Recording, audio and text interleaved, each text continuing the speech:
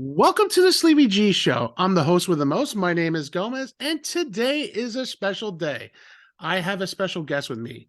She's been on radio. You've seen her on TV, News 12, and you see her now on Thursdays and Fridays on NJ.com, and you see her on YouTube. But here's the thing. It's an Emmy-nominated YouTube show, one of a kind here.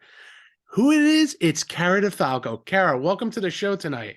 Thank you so much. Thanks for having me, Alex. Oh no, it's a pleasure. And like I said before, we were talking, and I followed you, and I was very blessed to have Cucina on. I'm very blessed to have you on, and I can't thank you guys enough. For letting me bring you guys on. It's my pleasure, honestly. I'm always happy to talk to people and help another creator out. And as a very small indie New Jersey podcaster, as I'm trying to crawl out of the barrel to make it up there, I really appreciate the time because it actually means a lot. And you have done a lot. You have Cara's Cucina on YouTube.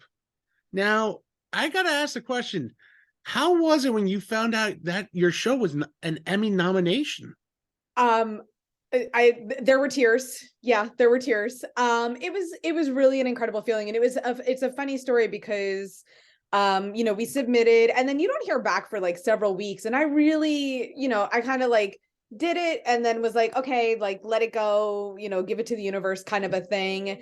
And I was at work. I was working at 1010 Wins at the time. And my girlfriend texted me like all caps, congratulations. I was like, for what? She was like, girl, did you not see your name on the Emmy nominations list? And I was like, what? And we had like 10 minutes between hits at that time, stepped outside of the booth, like looked it up, saw my name, burst into tears in the lobby, like couldn't believe it, ran back upstairs, did another traffic report. And then text all my friends and my family and things like that. And I was just beside myself because it was hard getting Cucina off the ground. We had put so much time and effort and blood, sweat, and tears into it. And even just to have that recognition to have somebody say like, yeah, you guys do a damn good job. And I mean, at the time it was my ex-husband and I, shooting it together either out of our kitchen or my mom's kitchen. And to just go and see that and be like, it's just the two of us against NBC and New York One. And, it was like to just have your name in that category was, incredible. And for me, it's like a true honor because first of all, having Christina nominated and winning an Emmy was unreal. And she just said the same thing, how like her parents and everything too. And it's like, and it was kind of funny because when we were interviewed, the sun was shining on her, like it was her time to shine, which was really is. And let me tell you, truly awesome person. And you know her personally better than I do. She's so friendly, she makes me crack up. We were laughing before She's the a show. pip. We were laughing throughout our whole show, and we both had kind of funny. We're both love entertainment news. Because we were the night before it was a Super Bowl, we were kind of DMing through Instagram a little bit and like, wow, we got a lot to talk about. Yeah. And she's just a great soul, just like you. And to have both of you guys, both morning women on my show on NJ.com is a true honor because that's to show you guys how you guys progressing your careers is unbelievable. Thank you. Yeah, it's been a ride. It has to be a ride because I know you're a Jersey girl. As you put it to me, a Jersey girl with a potty mouth, and I love it because that's how we all are. Yes. Yeah. I think it's funny because I especially coming out of news, certainly there's a reputation to create and to maintain. But I think, these days, something that I'm trying to do more of, particularly with my social media and with Cucina, is to kind of be more authentically myself. So, if there's a F-bomb dropped around once in a while, I try not to think twice about it or delete it and record again or things like that. Because I was born and raised in New Jersey, we're a tough, gritty group. Yes, we are. And what's funny is the same thing with me. I have a background of podcasting not for long. I have like over 100 now, a little over 100 episodes under my belt. Wow, it's amazing Uh, already.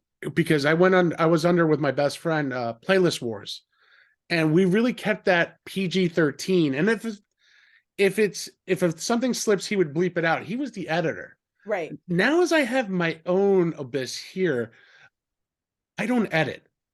So if it comes out, it makes for authenticity. Like you said, Yeah. this is what I'm about. This is who I am. When people ask me, why do you call it Sleevey G? As you could see, I did all my shows at Playlist Wars like this. So everyone would call me the sleeveless one, the sleevey, and then Sleevey G became a thing.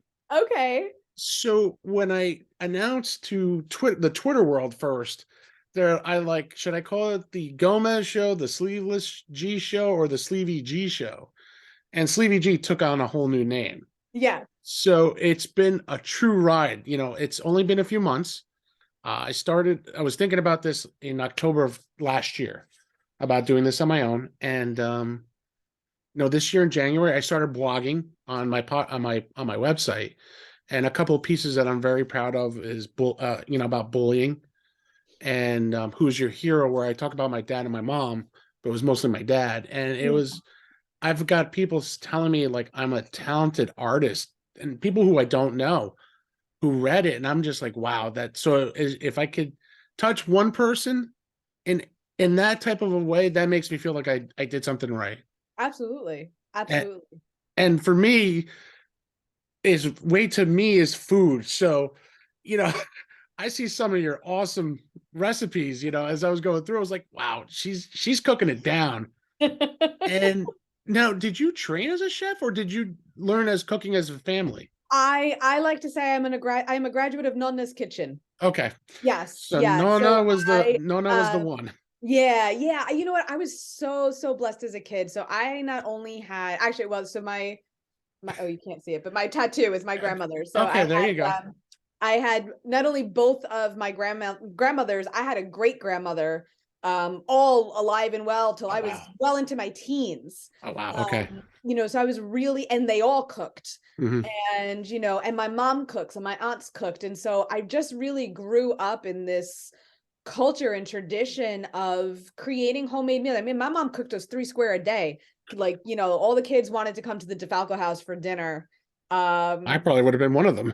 Yeah, I mean, we used to joke, like my best friend when I was in middle school, her mom wasn't a great cook, and we laugh about this to this day. Like my mom was literally making mashed potatoes, right? And she looked in the pot and went, "You make mashed potatoes out of real potatoes?" Like her mom Yes. used the box with the flake stuff. My mother was like, "This poor child is undernourished."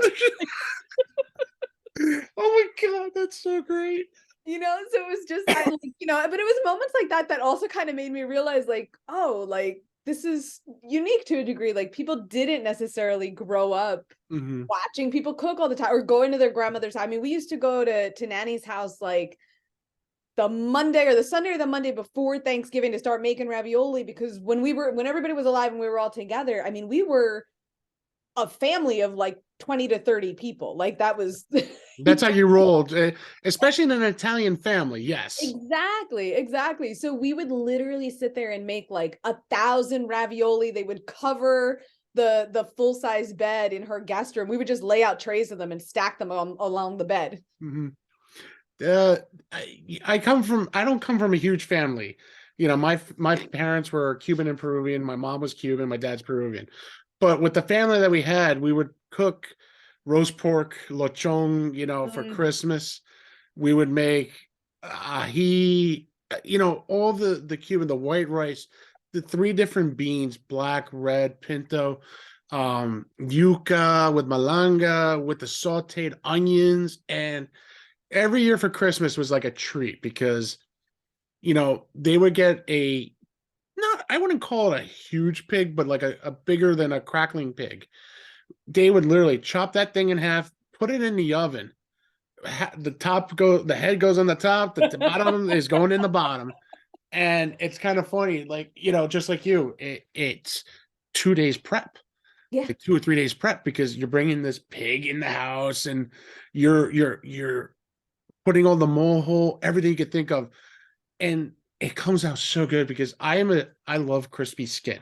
That Yes. was the Who one. doesn't? Oh, you'd be surprised, but I know a few. But me growing up in a Cuban Peruvian household, the crispy skin is one of my favorites, and Yeah.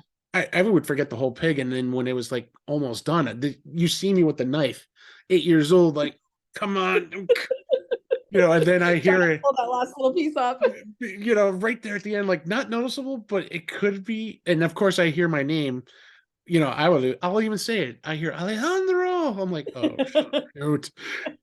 And I heard my name like that. I'm like, yeah, I'm in trouble. Oh, that's it. Yeah, that's how you know. The purpose of anybody's middle name is to know as a child when they Oh, are in deep shit. yes. If I heard my mother or my grandmother or anybody in my family hear Alejandro Lázaro Gomez, Yeah, that's it. I, You were like, I'm done. done. I am in the closet hiding for hours. So, Cara, I know you're feeling on that Yes. one. Yeah, that's it. That's it. But it's kind of funny, like the Cuban tradition, if of food is so good, just like the Italians. Yeah. I This is a great example. I lived in Rutherford for many years. There was a house that we lived in for about 4 or 5 years. We became great friends with the people across the street. They were Italian and Argentinian. Oh, there's a mix. Oh yeah, but let me tell you, Christmas, Thanksgiving, you know, as time has gone, we were very close to them, and with my family and their families, of course. And Christmas is huge. It took up the whole basement with the kids. The All you see is kids, pool tables being used as tables, and good food. But there was like, you got your pasta dish, you got the different chickens, veal. I have always had to explain Italian Thanksgiving to people because they're like, what do you mean Italian Thanksgiving? And I'm like, Oh, yeah, I'm like, we just took American Thanksgiving and laid a traditional Italian meal on top of it. I was like, so it goes from like 2 p.m. till about 8 p.m. yes, and you're talking, and why that long time? Because my God, if you get the stuffed shells, the Marigo, all that stuff, you're eating at 2 o'clock. By 3:30, you're like, I need a break. Yeah, Everyone's going back to the TV to watch the game, exactly. or some of them drinking their wines, Yep. or some of them are in the corner sleeping. Yes. So, depending on who you are, which is kind of funny, bringing that up because I do that every year, and I'm Hispanic. Go figure.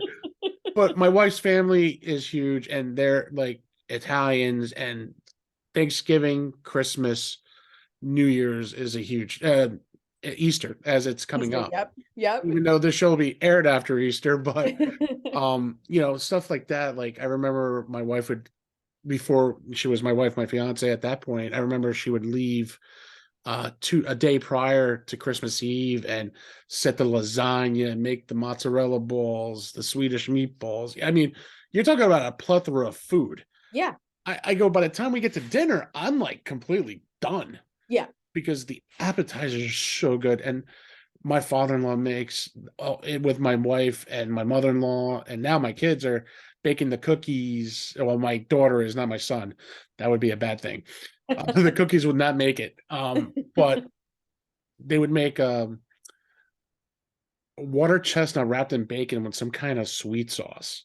Oh. Oh yeah, it's that good. It is my mouth just waters every time I think of it, and I always eat it over one. It's one of my favorites. Yeah, yeah, that sounds delicious. And their Swedish meatballs are out of the world. I mean, if I knew what the recipe was, I'd say I want to come on your show and actually show you guys how to make it, because Get it from them. I'm gonna try. I gotta first try to make it first There you and go. see how it comes out. See how it comes out. But I've learned how to cook different Italian foods. Like I made my own version of chicken marsala. It's not as great, but it's decent at least. You know what I mean? Hey. My wife cooks too. She's made some great food. We've made our bad ones too. Just like Everybody does. Believe me, everybody everybody does. everybody does. One of my favorite dishes is a Peruvian dish, like we were talking, is lomo saltado. Oh, I love that dish. And I make it differently though. So I would cut up my red onion. I know you're supposed to use a white onion. I use a red onion for flavor purposes. I put a little white wine when I'm cooking it, and then a little soy sauce. I take that off. I get the steak strips. let that cook, let the water, I put a little soy sauce, a little wine again. Then I start adding the ingredients. Then I put the tomatoes, so the brothiness get in there. Yeah, yeah. And then I put the fries in and I put the onions in last and then add the rest of this. Oh my God, it's so savory good. I wish I had a plate of that Yes. right now. You know what though, but I love what you just said about how, like, oh, I don't necessarily do it the typical way. I use this because I like the flavor. Like that right there is why it's so important. A, to learn to cook for yourself and to then like basically play with your food, Yeah. that just because something is the traditional way or what some recipe says, that doesn't mean that you always have to do it that way. If your kids don't like onion, leave the onion out. Yeah. Who cares? It's not Doesn't going matter. out in a restaurant. It's going on your dinner table. Hmm. And so that's something that I always try to tell people and encourage them with cucina. And I for me, the example I use is meatballs. Like my family's meatball recipe. It's different. It's different than how a lot of other Italian Americans make theirs. A lot of folks fry them first and then put them in the sauce. We put ours raw into the tomato sauce and just let them kind of poach in there. That's cool. And I say right in the video, I'm like, listen, I'm like, if this is not how your nonna or your mom makes their meatballs, go ask them for their recipe. You don't have to do it this way. But if you've never made a meatball in your life, Hmm. start here and then play with it and see, what you like, what you want to add or subtract or change. See, I think something like that with like you said, a decent meatball. Right. It's hard. There's places that they do fry them and then they dump them in the sauce. But I think Right. putting them raw in the sauce, and especially with the garlic in the sauce and everything, I feel like there's more that the tomato flavor into the meatball gets in and penetrates it, Yeah. and it gives some kind of different flavor. Which I've known a few restaurants that have done that, and that's a good, and that's like a true, again, a true Italian meatball. Yeah, I've known to me people it who've is. done I it. don't get me wrong, they do, again, a lot of the thing about Italian cuisine, and I think this is sometimes hard for Americans to remember because we're so intermingled at this Hmm. point. Italian cuisine is very regional.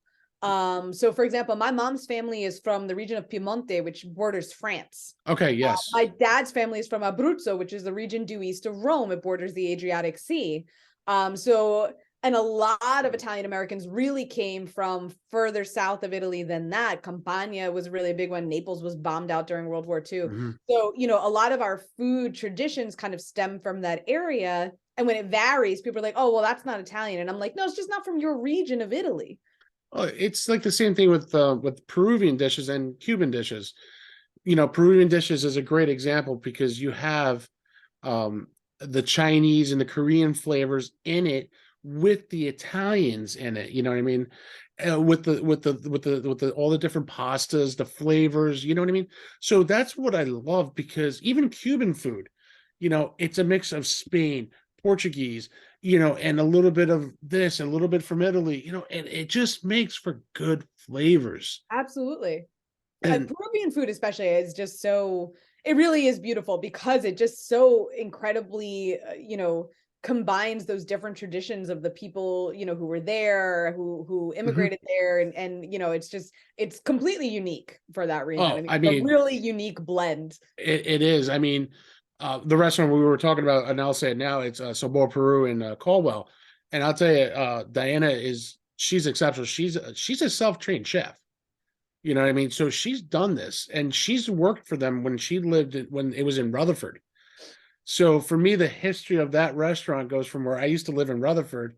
And then when I moved up here and I got married to see this place here, it was like, and I said, I wonder, and I was talking to my wife, I'm like, I wonder if it's the same place and the same owners.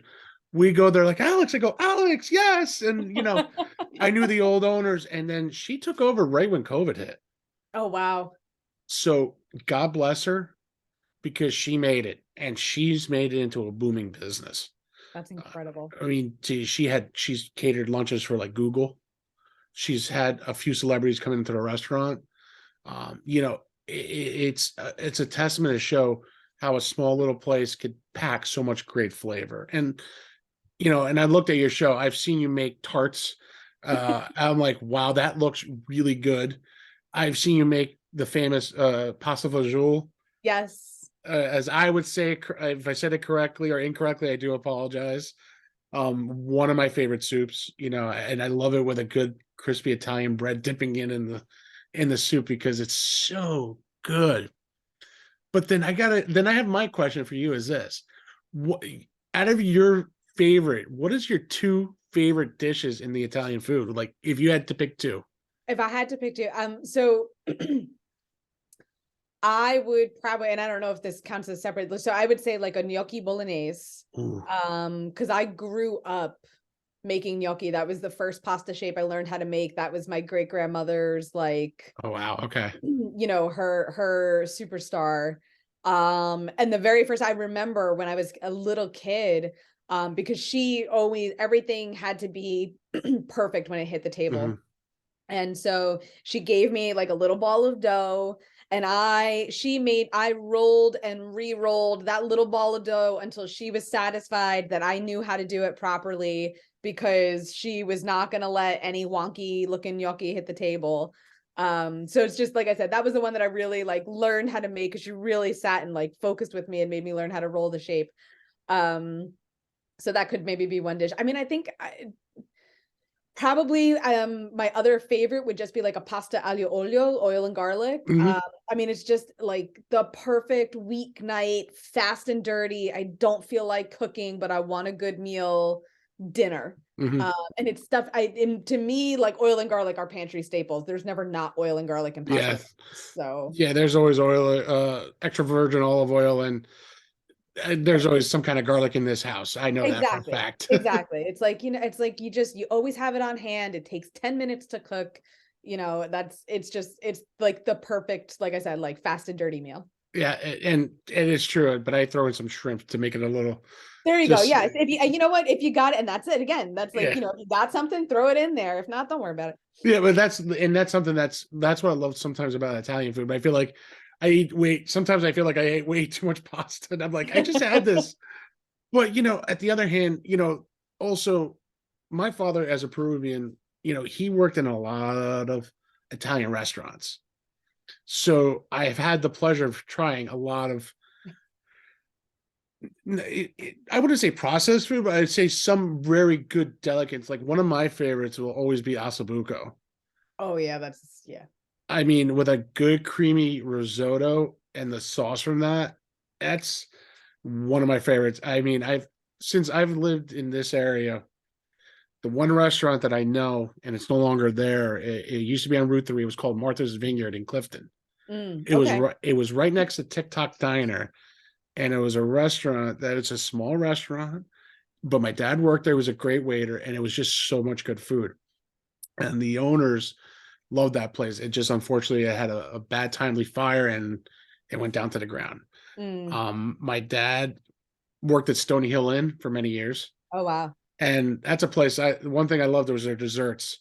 The Yes. the chocolate mousse cake was one of my favorites from there. It was made perfectly.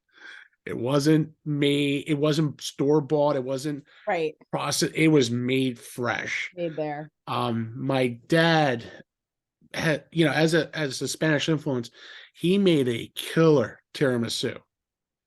And that was something my dad loved, and I loved too.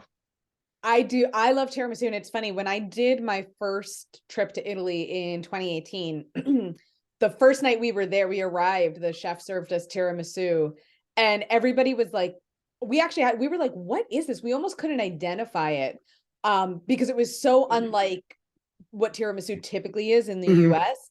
And I convinced him to give me the recipe, and it is on my website. And it's the only way I'll make tiramisu now. And now I judge everybody else, because I'm like, your tiramisu should not be a cake. You should not be able to cut it into neat little squares. It's not supposed to have whipped cream on top. Like, True. this guy's dish is the real deal. I mean, it is scoopable, and that's as far as you're gonna get Yeah, in as terms I'm of actually food. looking, well, you have the ossobuco in your Yeah, we recipe, just did the Asabuco last season. Yep. which is kind of funny. I didn't look at your recipes, but it was kind of funny. We were just talking about the ossobuco because I'm going through it right now. Oh my god, that looks so good. The full harvest salad, my wife would love. I mean, I'm looking at some of these. I'm like, wow, you do have a lot of recipes on this. Yeah, I think we've got over there's over 300 videos and recipes up.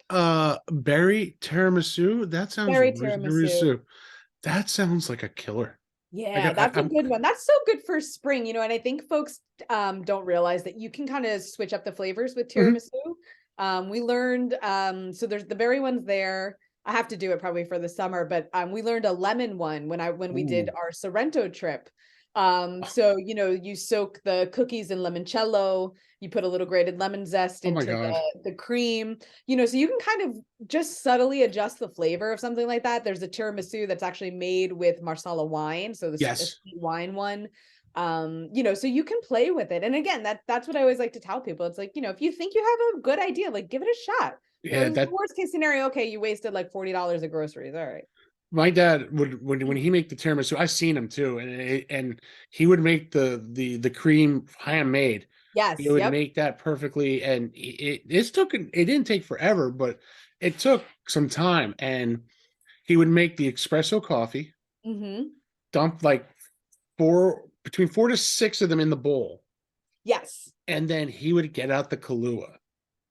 And Okay. this is how he was taught by the owner of one of the restaurants that he worked at, because he was like an old school Italian, but this is the way he was taught. He would use the Kahlua for the liquor taste, and he would use lady fingers. And, Right. and I'll tell you, every layer that my dad did was so good. It Mm. was like perfect. And it's kind of funny, as you're a full blown Italian in living in New Jersey, Yes. what the real tiramisu tastes like. You were in Italy. So for me, I know what it tastes here in the way my dad made it. And there's not many places the way he made it, people make it. And it's got to have that flavor. Like I need that. I need to taste the espresso. I need the Kahlua in there. The Kahlua, yeah. And there's one place, and he's a friend of mine. He owns a deli out in North Arlington called Rizzoli's Little Italy. Okay. And every time I said, you make tiramisu, and it was really good. I said, this is actually close to what my dad would make it. And every time my wife had a birthday, after that, I would buy half a tray. We would just sit there for 2 to 3 days eating it. And it's just one of those things that you love. I Oh mean, yeah. I'm always open to anything new when it comes to food. Like I'm a huge steak guy, so I love cooking steaks here on the grill. I've actually met somebody who made, back in the day, I'm gonna say probably 10 years ago, we were in a pool tournament, and we were doing somebody who passed away, and we were donating all the proceeds to the American Cancer Society. And we were saying, I said, I just don't want burgers and dogs. Let's kick this up a notch, like Admiral Lagasse would say. You know what I mean? Yeah. And he made a double. So I said, here's 1,500. Let's make this menu good. So we went to Costco, me and him. We bought like double-sided, double-rusted pork chops. What we did was he did all the cooking. I was just a taster. He sliced up the pork chop. He would cook it on the pan each side, and then he would stuff it with a prosciutto, fresh mozzarella, and a sun-dried tomato. Oof. Oh my God. It was delicious. Yeah. I was like, and like I said, we're not charging anybody. This is coming out of my pocket. This is Right. all I'm donating. When I heard people how much they loved it, like who came up with it, I go, he did. That guy. That guy right there. And I growing up with my dad, working in the restaurant with him too, I was inspired to be a chef. So I was ready to go to like culinary school, and Nice. I did not go, unfortunately. My father passed.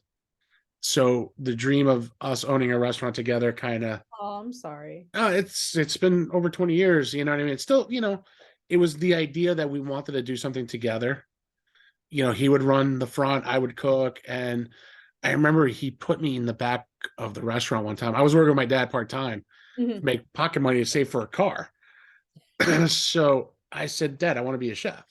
And I go, I want to work the line with these guys one night. So it was a restaurant in Ridgewood called Ridiculous back in the day. Like, oh God, I'm going to outdate myself now at this age. It was like 20 something years ago, like 20, 23 years ago, almost 20, Okay. 24 now. I'm trying to remember now between him passing and him working. Mm. So, and he goes, all right, go in the kitchen. So they got me a white coat. I got the bandana on, and it was one of those summers that was extremely humid. So the kitchen temperatures are reaching I 125. was gonna say well over 100 degrees. Yeah. Yes. Okay. Yeah. So there I am with my bandana on, sweating. I had a towel here, like I'm trying to make sure the sweat doesn't go in the food. Exactly. I'm making a risotto there, trying to make sure I don't mess that up. And, and I'm learning because have I ever cooked a risotto again? No, I have not, because I feel like I can't master it. You have to have training in that type of meal. And for me, it's like I mess it up. I put too much to this. It never came out right. You know what I mean? So I let people who know how to cook it make it for me when they can. That's an easy one. You got to go slow. That's it. You got to be willing to stand in front of the stove for 30 minutes. That's really the key to risotto. Well, with two kids now, there's not 30 There's minutes. yeah. It's 30 seconds. My wife and I, Yeah. we try to do a good job of tag teaming dinner. You know, like tomorrow night, I think we're doing like a pork chop with something, we'll throw something together, so Yeah. it's something that we like. I mean, you can make anything with a pork chop, especially when it comes to Italian food. Yep. And same thing with Spanish. Like for me, it would used to be a pork chop, black beans, and white rice. There you go. And again, my grandmother had a way of making those black beans. But I do remember always, I don't know if how much salt she would put in there, because when she passed, her recipes went down with her. She never had them written down. She's always showed me how she did it, and I can never replicate it. Well, and I feel like both like Hispanic cooking and Italian cooking have this same problem where they don't know how much of it. Like I remember my grandmother teaching me how to make meatballs. I was on the phone. I was away at college, and my girlfriend and we wanted to try making meatballs. And for whatever reason, I couldn't get a hold of my mom. And I called her and I was like, Nan, what do I put in the meatballs? And she's like, oh, a little bit of Parmesan and some parsley and, a little bit of salt and pepper. And I was like, yeah, but how much? She goes, when it smells right. I was like, what do you mean when it smells right? She's like, no, just, okay. The two of us were there. They came out pretty good though. That's the best thing. Like my wife, she dominates with the chili that she makes here. And I mean, I was never a huge chili fan. If it's not coming from Hot Grill or Rutt's Hut, Yep. I don't care for it. But I tried her chili, and I'll tell you, I said, well, what's the ingredients? I don't know. So, it's a can of beans, a can of this, a can of that, chop up some onions, green peppers, throw in the meat. I'm like, do you measure anything? She goes, nope. Nope. I said, sounds good. And I had the first bite. I was like, wow. Like, this is like true good, like ground beef chili. Like Yeah. I love it when winter comes, because that's one of the dishes she makes. And she makes a soup. It's a chicken soup with meatballs in it, and we make it with orzos. Oh. And let me tell you, again, her recipe. It's carrots and onions and celery, I think it is. We get chicken. I will say this, from Gothel Farms now. Oh yeah, they're great. Yeah, I said, listen, I'll pay the extra money to drive up there and get the fresh chicken and the eggs too, because there's a huge difference. And she made it, and there was a different flavor. And I'll tell you, with the orzos, and we put Parmesan cheese on top. Oh my God! When we're sick, I'll tell you, it reminds me of my grandmother's Cuban chicken soup.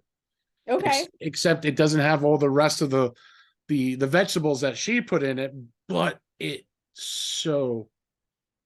oh my God, it's fantastic. I knew this show was going to make me hungry. But it's always nice to, like I said, to talk to somebody who has that passion for food. And you develop something really great here, with your show. I mean, you have some great celebrity guests. I mean, you had Chef Jesse. I know he was hanging around. I just saw the preview, and I'm gonna have to bother him, man. I love me some shrimp and grits. Yes. No, Chef Jesse. So Chef Jesse and I have been friends for over a decade. Okay. He was one of the first chefs that I brought on to News 12 New Jersey. Okay. And we just hit it off right away.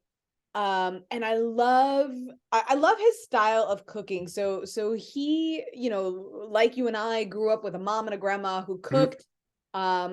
He just always kind of talks about being, like right on their apron strings, kind of growing up, watching what they were doing, trying to recreate things. Then went to culinary school proper. So like he's French trained, worked in a lot of Italian restaurants. So Yeah. now his food and a lot of the recipes in his book, just kind of combines this whole like my mom's recipes, my grandma's recipes, this thing that I learned in culinary school, this thing that I learned at working at a restaurant. And, you just get this wonderful, unique flavor, but it's all about that like passion and love. And he's just like you said, Julia Child said it best, like people who love to eat are always the best people. I mean, there's Yeah. just when that shared passion for food, it crosses boundaries and borders that, I don't like nothing else can. And I know he's going to be on there. We know Mike Ham from Mike Greetings Ham, from greetings from the Garden State. he's going to be on there. But also I know Christina's going to be on there again Christina with you. Bear did an episode. Yeah. And I know Marissa Brini was on there. Marissa Brainy also. Yeah. So, I did, I kind of, I called in, some of the old crew. I also have, of course I have my own mom on. She's Yes. always a fan favorite. She, like my great grandmother, my grandmother, she's very meticulous with the food, with the presentation. So she'll tease me because she's like, you're a good cook, but your presentation's garbage. I'm horrible with presentation. Matter of fact, when we're done recording, I'll show you one of the pictures, and you're like, yeah, your presentation is not the greatest. Well, and it's just not, I think that maybe is something that's more, trained, Mhm. versus the actual cooking itself, which, you can it's kind of a learn as you go Yeah. situation. But I wanted to have, I wanted to obviously have my mom on because it's all about sharing family Yeah. recipes.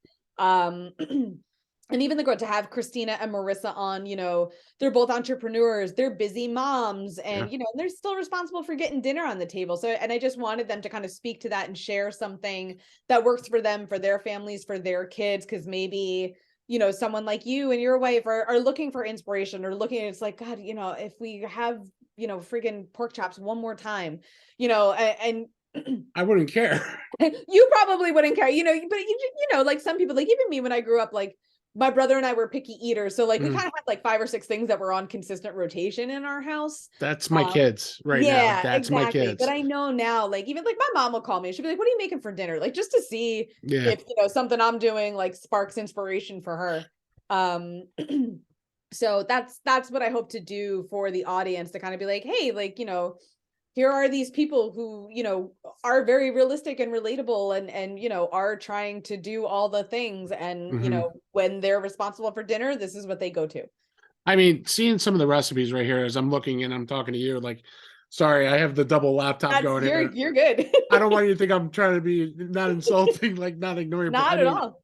like I see the ossobuco, that looks ridiculously good. The butternut squash risotto does look good. This is the one I saw was the bear and the gorgonzola tart. I'm like, wow, that's interesting because that's pretty cool flavors right there. Yeah. Yeah, that's a good one. That came out really well.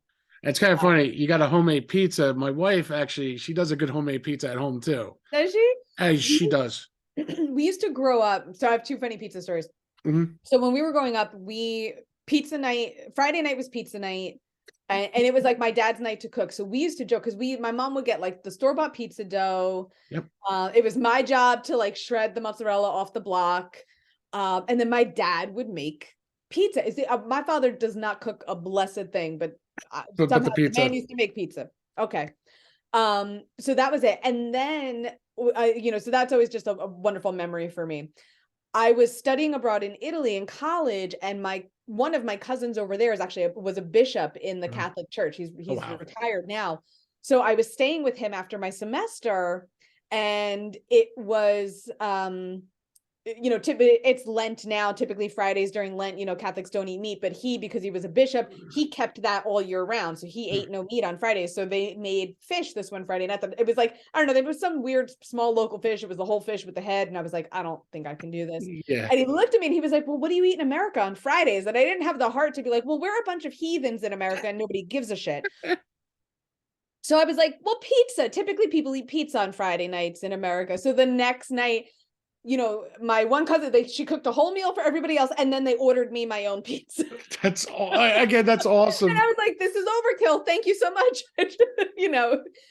It's kind of funny. Like I'll never forget my first pizza story. I never made homemade pizza ever. So when my wife at the time, well, at that point, she was my fiance. Okay. She goes, "Hey, my dad's making homemade pizza. Would you like to try?" I'm like, "Well, yeah, I love Yeah. pizza, Twist my So, arm. don't twist my arm on that. Of course, I'll be there for homemade pizza.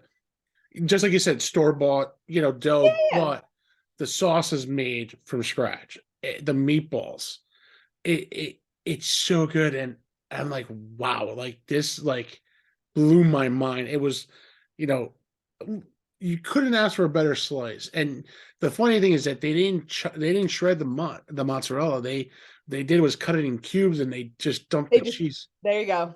and that was so good. And my wife does it very well too with my daughter now, who she loves helping out. And that's something like when we have homemade pizza, I'm like excited because it's so good. And It's so good. And I'll tell you what, it's great for the kids too, because that's like what a good way to like introduce them to foods or like Mhm. get veggies in them, because it's like, Yep. hey, you want to try some onions on your pizza, or you want to try peppers or mushrooms, and like, and especially that like your kids cook with you and your wife, like, I think that's such a good way, like when they're involved, they're interested, and Yeah.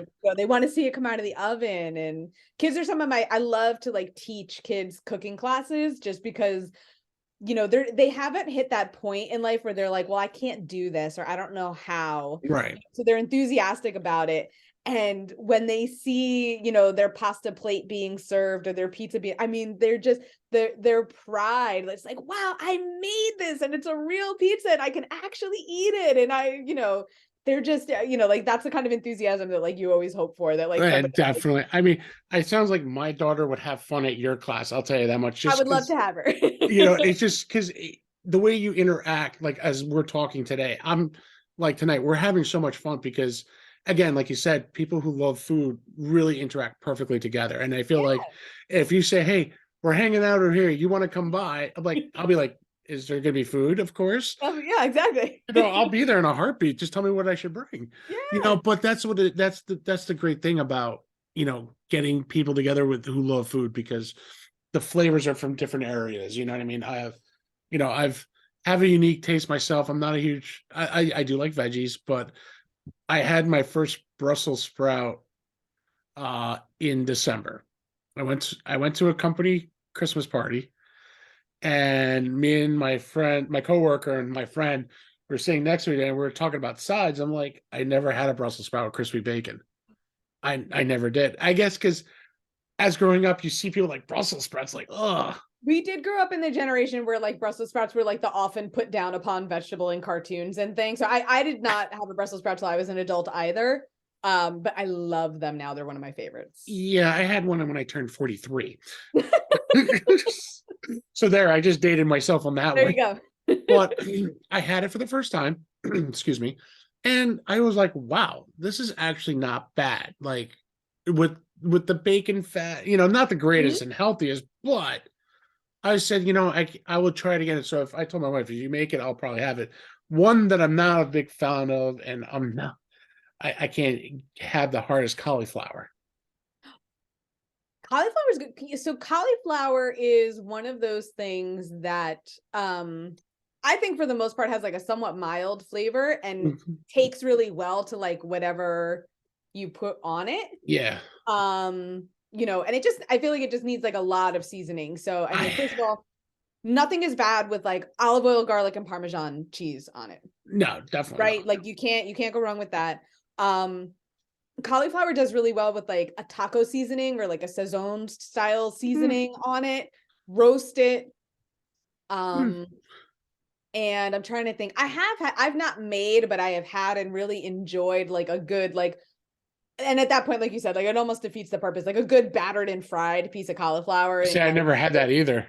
Oh yeah, no, that's really, you can do it like buffalo wings, like they're Ooh, battered, fried, and then like tossed in like Frank's Red Hot, and it works. But I mean, you could batter and fry shoe leather, and it would probably be good, right? probably. I do like broccoli. You know what I mean? For us, Wednesday nights are usually a late night. So daughter has art class and my son is eating before we do. Right. So it's like we did a great example, like last Wednesday was we had to figure out how to do dinner quickly. So we had chicken from Goffle Farms, There you go. we had avocado, and we had broccoli. There's dinner. That's it. Yep. To be honest with you, I think that was the best dinner we had in a while, because lately we've been so busy. We just go right to the easy thing. Yeah. Dial the number of the nearest restaurant. Yep. And get pizza for the kids, get a rice bowl or chicken parm dinner, leftovers, perfect for lunch, nice and easy. You know what I mean? But then Yeah. when you start thinking about it, like we are a little bit more and more, start to add up a little bit. Yep.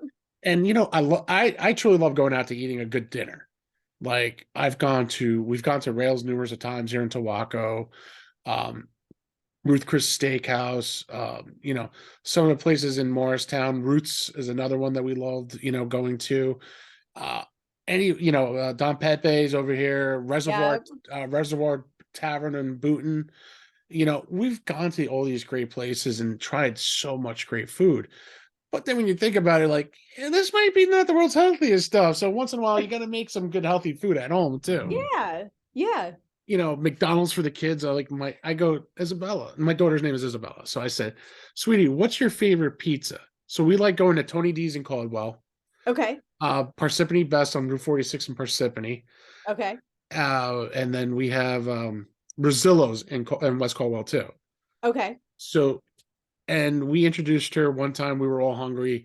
It was a Sunday, and we couldn't decide. I said, you know what? Let's just get Pizza Hut. She has a Pizza Hut pizza, and she goes, "Oh my God, this is the world's best pizza." That's the reaction me and my wife. We're like this. I go, sweetie, we love you, but no. But it's okay. You know what? She's 6. I love her to death just because she thinks Pizza Hut's the best pizza in the whole wide world. And it's designed that way to be kind of, like uniform and like all in, kind of like trigger all those sensors in your brain. Yeah, and but again, a good homemade pizza you can't beat. Can't beat it. You can't beat it. You can't beat anything that's made homemade, especially scratch. Well, and I'll tell you what, and this is something that I think a lot of people don't even realize. When you cook your food at home without measuring your macros, your calories, nothing, you will automatically use or consume less fat, sugar, and salt than you do when you eat out, because we just don't, when you eyeball it, when you are adding salt to something or you're adding butter to something, you are not going to put in what they are putting in at a restaurant. Don't get me wrong. The salt and the butter is why the food at the restaurant tastes better. Oh yeah. Without a doubt. Period, end of sentence. Exactly. But, you're just not going to add as much to it as they normally do. And so it's literally that's again, something else I always try to tell people, because I have an integrative nutrition health coaching certificate. So I spent a year in school just learning about how food impacts, body, mind, and soul. And so I just love that whole concept of, I don't care if you make fried chicken, notoriously like bad for you food. Okay.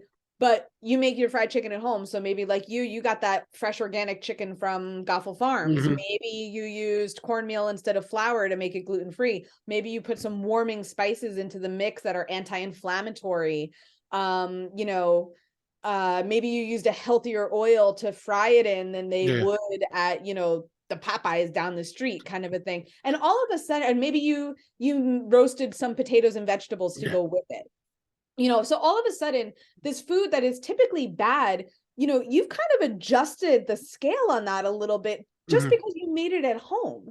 Yeah. And I always like to encourage people to think of foods as like a sliding scale, not like a black or white, like this is good for me, this is bad for me, this is good, this is bad, and I'm a bad person, or so I've done something wrong if I ate a bad food. I think women are more susceptible to that than men, but I think everybody does it. I think everyone does. Yeah. So it's like, it's a sliding scale. So it's like, okay, so if you look at fried chicken and you go, okay, the fried chicken at the greasy spot at the corner, maybe not the greatest, but that's what I'm really craving right now, how can I slide that scale a little bit this way? Yeah. It's kind of funny you said chicken wings. My wife actually makes really good wings. We got, again, from Goffle Farms. We got them this year for Super Bowl. There you go. And we're looking up recipes, maybe, as so not to deep fry them, and it was a little cold, not to go outside and barbecue them. She discovered, someone said, use baking soda to make the skin crispier. Crispy. And I'll tell you, she made it, and I gotta admit, I almost forgot that we had pizza and stuff in there, because the wing was that good. It had that nice little crunch. I wasn't expecting like a heavy crunch, but it was just enough to make a nice crunch. And it's like, wow. Yeah. And that's something, like, again, that's something she wanted to cook. I said, I'll get the wings. Got the week before Super Bowl, and we froze them. But I tell you, nothing tastes better than a good fresh wing. Yeah. I mean, don't get me wrong. Would I like to go to Sharky's in Clifton Boone to go get a dozen wings? Of course. Of course I would love to, but why not I make it at home and I throw them in the oven? Yeah. And it came out good. Yeah. It took a little longer because the wings were a little bit bigger than we realized. I was gonna say, I imagine they're probably a big wing there. It's probably not like a little drumette thing. Yeah. Yeah. So we got the drumettes, but the drumettes were like this wide, but then it was like this thick. Nice. So it was a good meaty wing. Like, we were Yeah. surprised. Even the wing was good. And the drumettes were perfect. So for what we paid for, we were extremely happy. Good. Like, I'm a big chicken parm sucker. I love chicken parm, and I love cheese like crazy. I'm a mozzarella hound. If I see fresh mozz, I'm like, Oh, yep, that's it. yeah, I'm done. It's one of those things. Yeah. Now, do you make your own fresh mozzarella if you have the time? I know how to. I don't do it often, mostly because you have to either like you have to get the curd for it. So Okay. either you have to go like to like a restaurant depot, or you have to order it online. You could. It's not a difficult thing to do. It's more like procuring the supplies. Okay. And again, because we're in northern New Jersey, and like I can throw a rock and hit 3 Italian delis that make their own mozzarella. So Yeah. it's, I'm like, why am I, the certain things, as much as I'm about cooking at home, I'm also about finding local purveyors of good quality foods. So for something like that, I'm like, let me go to the Italian deli around the corner. Let me call my friend who makes it himself or something like that. If I really need it, it's very readily available. So I one thing I forgot to mention too that you've done is QVC. Yes. Now, I saw you were busy this weekend, which was kind of funny. Yes. I remember when we were talking, it's like, I'm working this weekend, but Monday works. I'm like, oh, great. You know what I mean? Yeah. Now, when I'm watching you on Instagram, I'm like, wow, she's QVCing it over there. Like, God bless her, because I'm like going, wait a minute. She's doing this and she's doing this. I'm like, wow, she's got to be extremely exhausted by the time this is all done. This was a rough week. I don't usually have as much going on as I did this week, but it just so happened that I was scheduled for a live hour on QVC2 at 2 a.m. on Thursday morning. Finished that, got back to the hotel, grabbed my dog, grabbed my bag, drove back up to New Jersey because they're based in Pennsylvania. Yes. And was live at 9 a.m. on Thursday morning with Christina, like trying to keep my eyes open. I was watching you guys. I was watching you guys on YouTube, like, I hope she's okay, because I was like looking, I'm like, either she had a very late night or something happened. Like, like I said, I watch you guys you YouTube regularly. Yeah, I think that's the biggest telltale was I had my glasses on because I was like, the contacts were not going to go back in. But yeah, so it was like, that was Thursday, got back in the car Friday afternoon, drove back out to Pennsylvania. I was on air all day Saturday from 11 in the morning until 6 o'clock at night.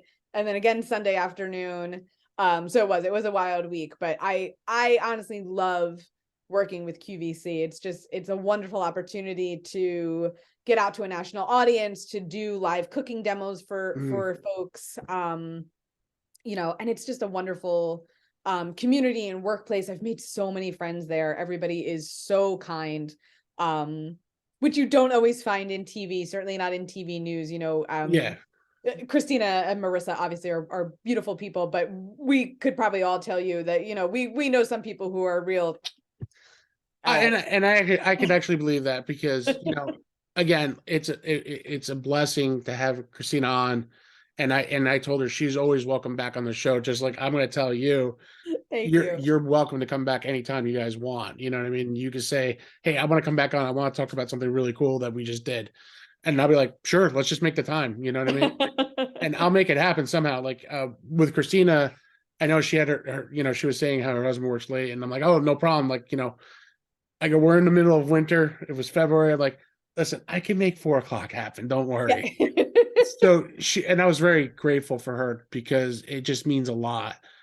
As I myself watching you guys throughout the times of, News 12, waking up in the morning, because I would be up at 5 a.m. and before I went to work, I, watch you guys, watch the news, and then, you know, as I saw everyone depart, I'm like, it just didn't. It still has that vibe, but it's not the same. It's different. Yeah, no, It's it definitely. We were a good team. The show, I mean, the morning show that I was on with myself, Kurt, Carissa, and James. I mean, and the four of us, even to this day, will say like that has not been recreated. No, Like, I mean, Carissa's doing a great job still. You know what I mean? Like oh, for sure, for sure. she's really But just good. that energy, that vibe, that was a one of a kind mix. Yes, it was, and I could attest to that because that was sometimes I would like, okay, I need News 12 before I leave, and that was something that just to show the testament of the times, like how good you guys work together, and seeing you, I was so excited when I heard you and Christina were working together, Yes. and I was like, wow, this is again two powerhouse teams right here. You know what I mean?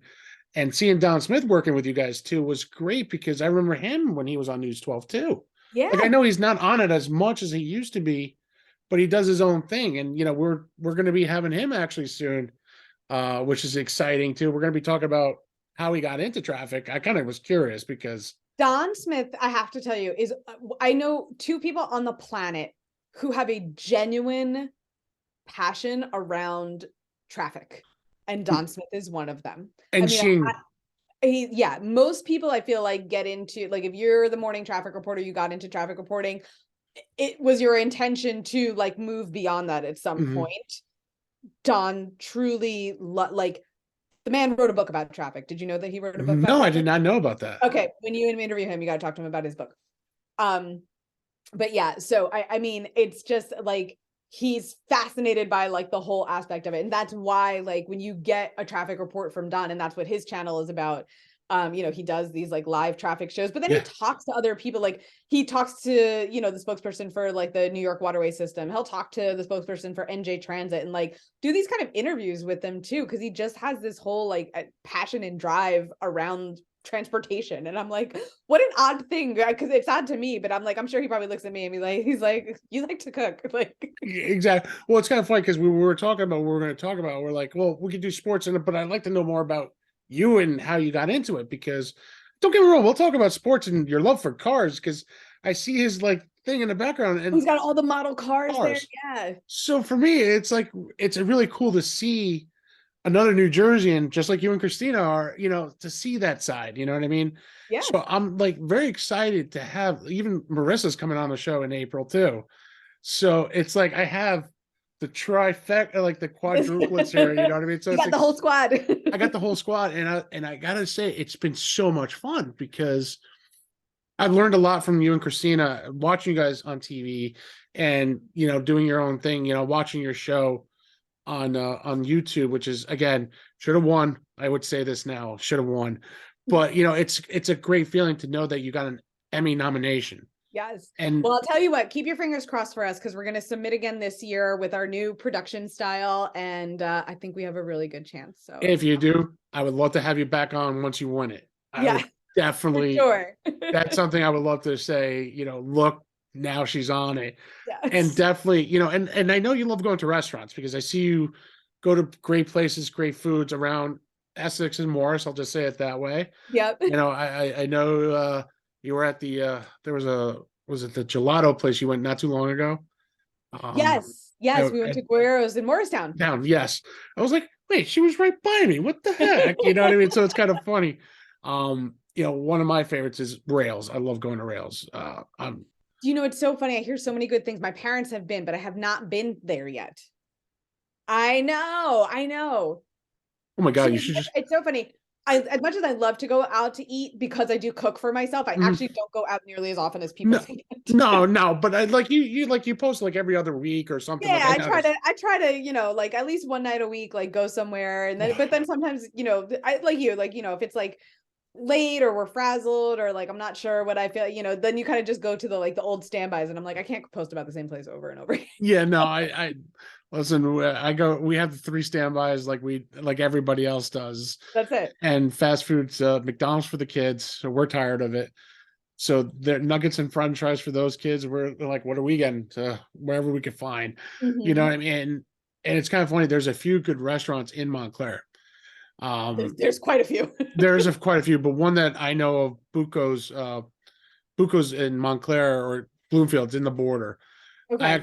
I know the two owners. One went to high school with me, and I know her husband. Not as well, but that's now a good. I gotta add this to my list now. Buco's is a great one, but I want to try is that place in Montclair's is it sweet treats? It's Sweet like Teas. sweet teas, yeah, that's Sweet it. Teas. Oh man, I love that restaurant. Okay. Love it. That is, since we were talking about fried chicken earlier, you want to talk about like true Southern soul food? Right there. Okay, I gotta try that. I mean, that their mac and cheese, their short rib. I mean, you put on you go to put it your fork and the whole thing just slides off the bone. It's like, oh my god, that that sounds really good. What time do they close? I know, unfortunately. It's on Monday night, everything's closed here. But yeah, like, no, yeah, can you meet me over there? Incredible. That sounds good. Just their cornbread, like real homemade cornbread that they serve with a strawberry butter. And I'm like, I just want to swim in this. Oh my god! All right, yeah. My mouth is like exactly. Oh my god, you're killing me over here. But it sounds really good. Like the Rails, if you ever have a chance, if you'd like a really good steak, I know I got to get up there. You have to get up there. I love going up there with my wife, and we enjoy it every time. And we actually get the porterhouse for two because that feeds both of us. Oh, hey, there you go. That'll do it. And it's such a great piece of meat that they give you. You know, the atmosphere is awesome too. You know, you're next to the railroad station. You know, it's pretty cool seeing all this. And they do actually, even during the winter, you could eat outside because the heating system they put in during COVID is unreal. Oh, very cool. So there's a speakeasy in the bottom basement of that, is there? Yes, there that's is. The other, I'm like, I gotta go like try this whole place out. So our first time there, we actually ended up eating downstairs in the speakeasy because when we didn't know we had to make reservations. And so they had a room down there. I'm like, I'll eat anywhere. I'm starving. Right. And we were at that point, but it's really cool. We actually got to eat outside a couple times during the winter. I was recovering from surgery for my knee. And my wife was like, we're going out. I'm like, all right, let's go out. And we went to Rails. I'm like, we can't eat inside, right? She goes, no, we're eating outside. I go, babe, I'm wearing shorts. She goes, and it was actually the heat that they have like on top of you is gassed heat. And it's so warm. You think you're inside the restaurant. Wow, that's like, awesome. At one point I took my sweater off and I was in a polo shirt. Like that's how comfortable you feel. Wow, that's amazing. So it's one of those things that if you can get there, that's a great spot to go.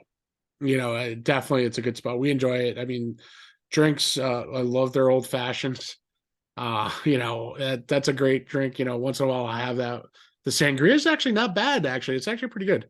Okay. So they have the white and the red, which is really, my wife likes, I think, the white the most. I like the white sangria. And she enjoys it. She does have it. So I love the red just because of my Hispanic nature. So, but now it's that time, Cara. Like I can't thank you enough for coming on tonight. Oh, it's my pleasure.